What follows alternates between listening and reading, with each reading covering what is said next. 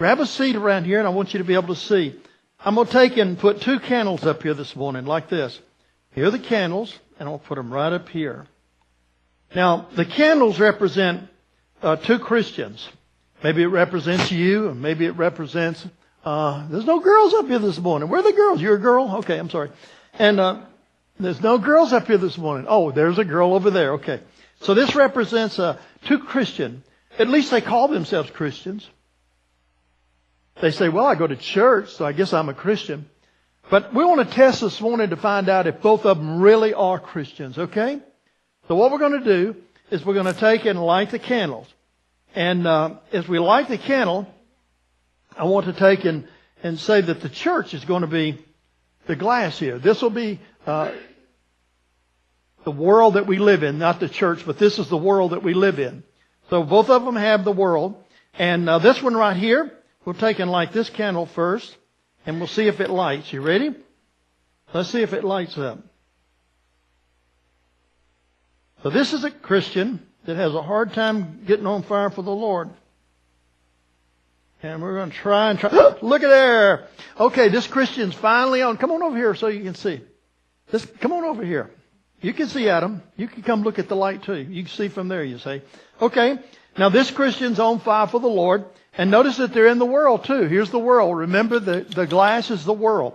That's when we leave church. How do we act when we leave church? We know we act like we're Christians when we're in the church. But how about this one? Well, let's see if this Christian lights up. And we're trying and we're trying. Okay, this Christian lights up too, so both of them are fine. But let's say, oh, we need to put this Christian in the world too, so we'll put this Christian in the world too. What happened? When they went into the world, what happened? Their light for Jesus went out. That's when they're at church, in other words, they look like they're Christians. Because you can tell they're Christians, see how lit up they are for Jesus. They're talking about Jesus. They're talking about Bible stories. But when they go into the world, what happens to them? They don't talk about Him anymore, do they? Their light for Jesus goes out. What is the problem? What? They what? Yeah. When they go out in the world, they stop being Christians, don't they? They don't let their light for Jesus show. They become just like the world that they're in. About to burn the glass? Okay. Well, that's what happens if we keep our light lit for Jesus, isn't it? We don't.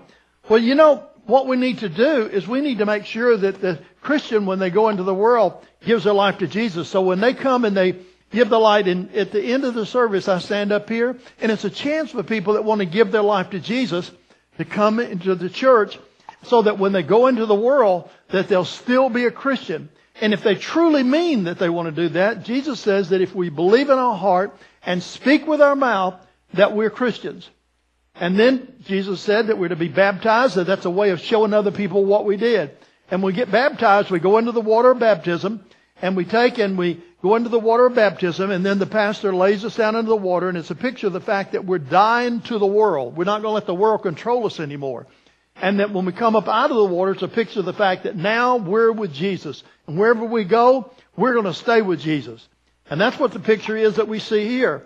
You see, that Christian, when they went into the world, they stayed. Now this Christian's given their life to Jesus. They've become a Christian, really, not just in name. But now when they go into the world, what happens? Their light stays on, doesn't it? People know they're Christian because they talk about giving their life to Jesus. Very good. Who did you bring with you this morning there? Peggy? Cherry. Who? Mrs. Cherry. Okay. Hi, Mrs. Cherry. It's good to see you here today. And we also have here with us Miss Lydia, and she's from the nursery. She heads that up in there. So, Miss Lydia, you got something you wanted to share with us today?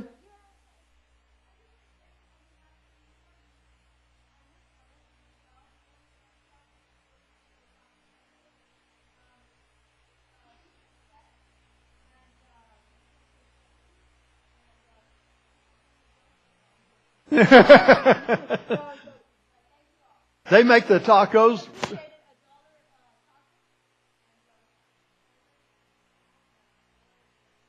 That's all donated, by the way, to the church, and the proceeds that come in go into the fellowship fund to provide other different things that we do here. We do a lot of different things that we give to the church and community. And between 8:30 and 9:30, you can participate in that. All right. What do you want to say? Don't catch my tie on fire? Okay.